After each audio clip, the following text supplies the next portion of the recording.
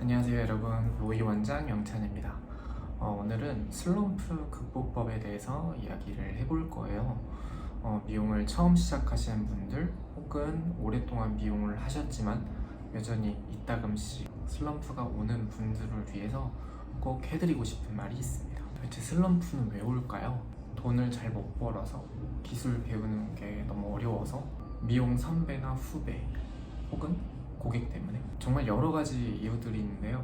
저도 10여 년간 미용을 해오면서 수많은 슬럼프를 겪었고 가끔 아직도 겪을 때가 있습니다. 그만큼 정말 관리하기 힘든 이 슬럼프, 어떻게 해야 될지 오늘은 조금 현실적인 이야기를 해볼까 해요.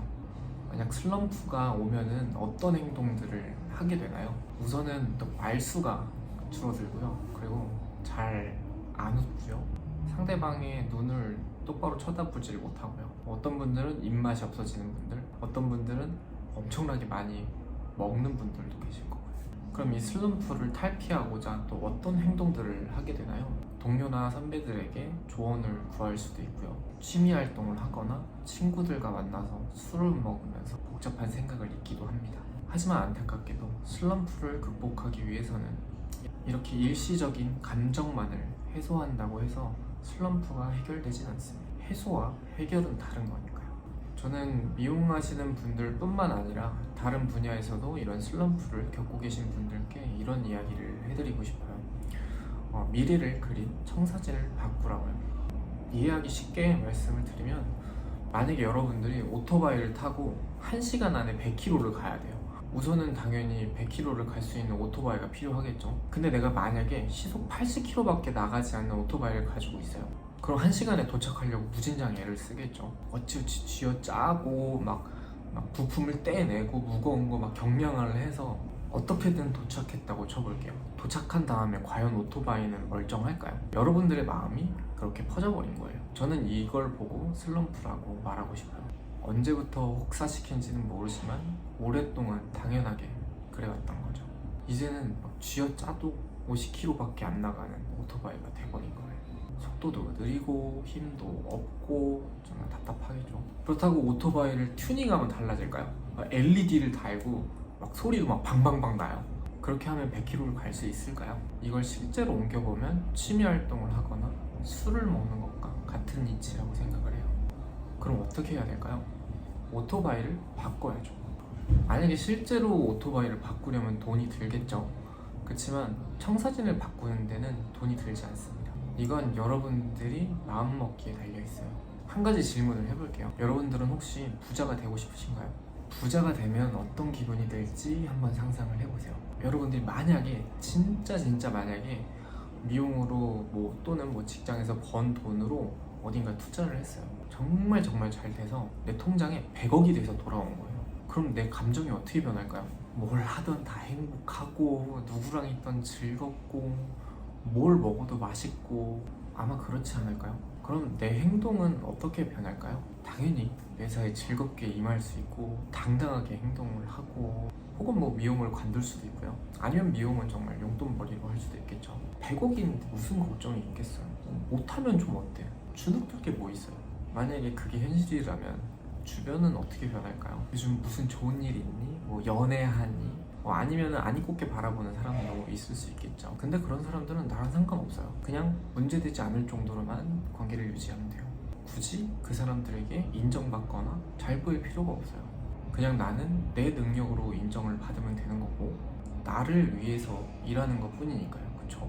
그럼 어떤 결과가 나올까요? 원하는 결과가 뭐든 더 빠르고 쉽고 즐겁게 얻을 거예요.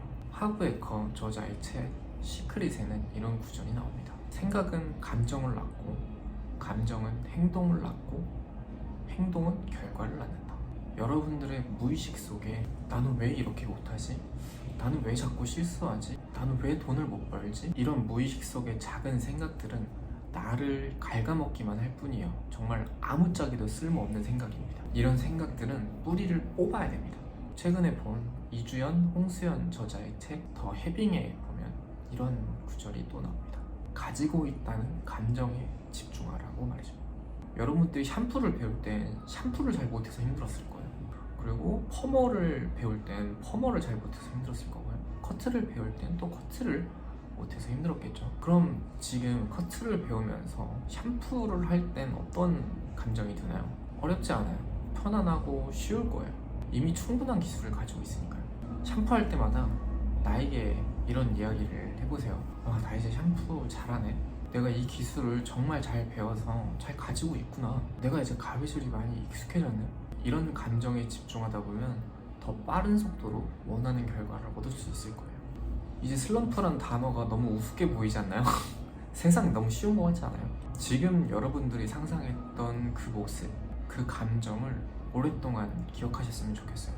그게 바로 여러분들의 미래를 그린 새로운 청사진입니다.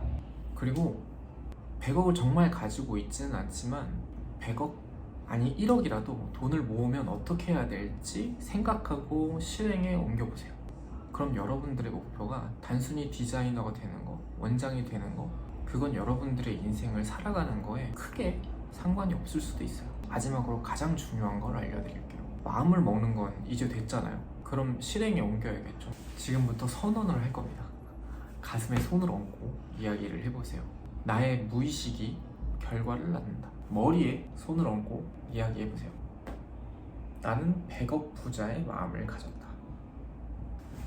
우리는 모두 부자가 될 자격이 있는 사람들이라고 생각해요. 그러니까 당연히 부자가 될 거예요. 앞으로 여러분들의 미래에 축복이 가득할 겁니다. 생각한 대로 행동하고 결과를 얻으세요. 저도 100억을 가진 부자의 마음으로 노력하며 살아가고 있겠습니다. 지금까지 로이 원장 영찬이었습니다. 감사합니다. 우와, 이렇게 귀여워.